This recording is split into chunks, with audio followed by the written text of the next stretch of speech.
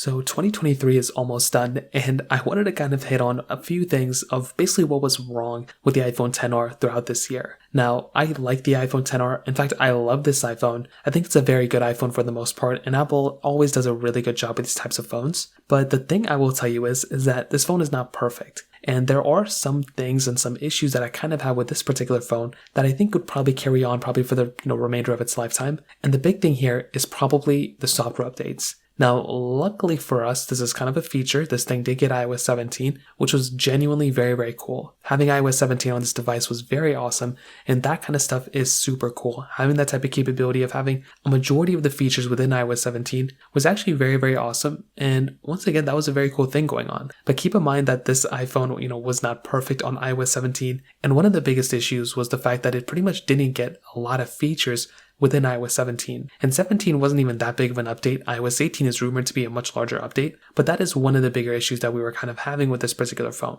Another issue that I kind of had with this phone throughout this year is basically the performance. Now, this phone is starting to show its age for sure, and that's just kind of what happens when you're getting these types of devices. When you're getting a phone like the iPhone XR, this is a phone that is, starting to show its age, starting to look a little older, and, the big thing is the performance. The fact that this thing isn't really keeping up that well against like the iPhone 14, iPhone 13, iPhone 15, that's definitely just what happens when you're getting these types of older phones. But I will still say the performance is actually not that bad. But if you're playing heavy games, if you're trying to go through and use this phone for like the next 3 years, you're probably going to start seeing not only the software updates getting low, but also with the performance not being as good as it used to be. It's kind of one of the bigger issues here. Another thing, the camera.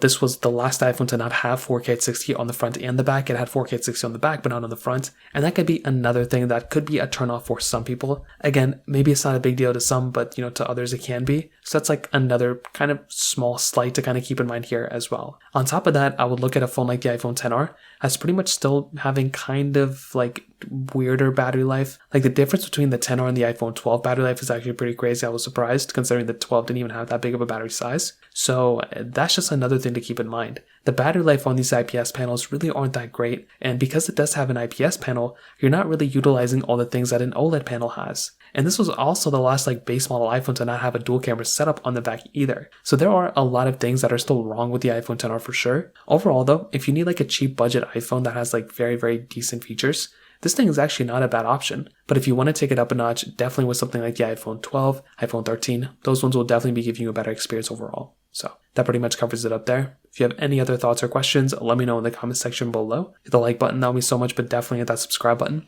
More importantly than everything else, I love every single one of you guys. Hopefully I'll catch you guys in the next video. Peace out till then.